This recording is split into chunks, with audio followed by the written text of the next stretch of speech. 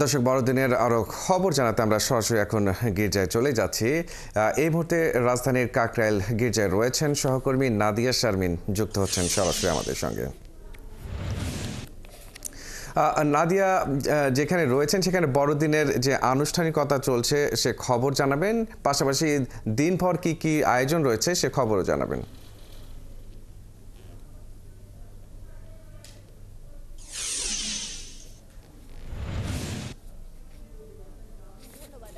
ভোর 6টা থেকে আপনাদের তেজগাঁয়ের যে আয়োজন সেটি দেখিয়েছিলাম। এখানকার যে আয়োজনটি অর্থাৎ কাকরাইলের যে সেন্ট মেরি ক্যাথিড্রাল চার্চ, সেটার আয়োজনটি মূলত সকাল 8:30টায় প্রেয়ার ছিল, যে প্রার্থনাগুলো করা হয় সেগুলো ছিল। এবং এই মুহূর্তে আসলে বিভিন্ন জায়গা থেকে মানুষ আসছেন এখানে, যেটি বলছিলাম যে বেথেলহেমের যে সেই গোয়ালঘরের অনুসরণে যেভাবে করে এখানে রেপ্লিকা তৈরি করা হয়, সেটার মাধ্যমে সেই স্মৃতিগুলোকে রোমন্থন করা হয়, সেই ইতিহাসগুলোকে জানানো হয়।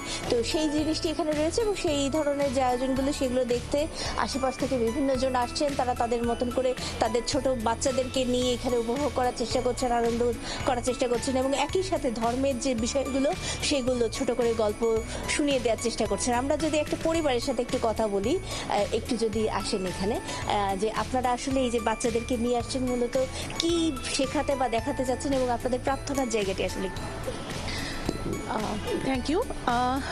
আসলে প্রার্থনার জায়গা তো অবশ্যই যার যার ধর্ম তার প্রার্থনা নির্দিষ্ট করেই হবে, কিন্তু সকল ধর্মের যে ভালো বিষয়টা, এটা সব ধর্মেরই একই, যে সাম্যর কথা, সবাই সমানের কথা, সত্যবাদিতার কথা, সবকিছু সব ধর্মে কিন্তু একই বোঝায়।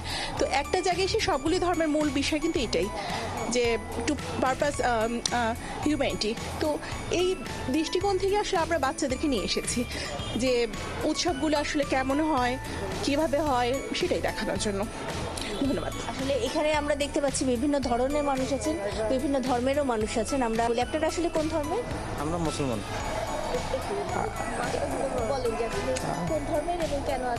আমরা মুসলমান, আমরা আসছি জাস্ট বাচ্চাদেরকে নিয়ে চার্চে আসছি, বাচ্চারা দেখে একটু আনন্দ পাবে, মজা পাবে, জাস্ট এই জন্য। অন্য ধর্মগুলো জানতে মানে মূলত হচ্ছে যেটা দেখা যায় বাংলাদেশে যে অসাম্প্রদায়িকতা বাচ্চারা তো এই অসাম্প্রদায়িক বিষয় এগুলো তো বাচ্চারা বুঝে না। এই আমরা জাস্ট ওদেরকে জাস্ট আনন্দ দেওয়ার জন্যই জাস্ট একটা আশা, এই এটুকু যাচ্ছে।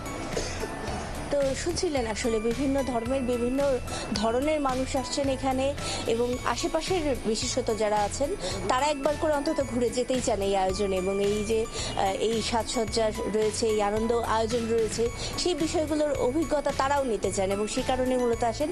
এর আগে আমরা এজি চার্চের সেখানে গিয়েছিলাম, সেখানে বিদেশ থেকেও বিভিন্ন জন এসেছেন। তারা বলছিলেন যে বিদেশের যে জায়গাটি সেটি উদযাপন একরকম, কিন্তু এখানকার উদযাপন দেখেও তারা অত্যন্ত আনন্দিত হয়েছেন, তারা অনেক বেশি মজা পাচ্ছেন এই আয়োজনগুলোর সাথে যুক্ত থাকার কারণে। এবং এই আয়োজনগুলোর মধ্যে থেকে তারা মনে করছেন যে তাদের ধর্মীয় যে জায়গাটি সেটিও পালন হচ্ছে এবং সাথে যে শান্তির বাণী শোনানোর বিষয়টি সেটিও হচ্ছে। আপনার আরও একজনের সাথে যদি আমরা একটু কথা বলার চেষ্টা করি, যে আপনি আসলে আজকে কেন এসেছেন এবং কি আপনার জায়গা থেকে চাওয়া কি? আমরা আসলে দেখতে আসছি, মানে আমরা খ্রিস্টান নই, আমরা দেখতে আসছি যে কেমন হয় এটাই। তো আজকের এই জায়গাটিতে আপনার অংশ নেওয়ার কারণটা? আমরা জাস্ট দেখতে আসছি, মানে অনেক দিনের ইচ্ছা ছিল তাই আর কি আসা। তো শুনছিলেন আসলে যেটি বলা হচ্ছিল যে বাংলাদেশের যে সংস্কৃতি, সেই জায়গা থেকে যেই ধর্মেরই হোক মানুষ, যেই বর্ণগোত্রেরই হোক না কেন, সবাই আসলে আনন্দ আয়োজনগুলোতে অংশগ্রহণ করতে চায়, সবাই এই আনন্দ আয়োজনগুলো দেখতে চায় এবং সেই কারণেই কিন্তু তারা বিভিন্ন ধর্মের হলেও একই জায়গাগুলোতে ছুটে আসেন এবং সেই অংশ নেওয়া বা অন্ততপক্ষে দেখে যাওয়ার চেষ্টাটি তারা করেন।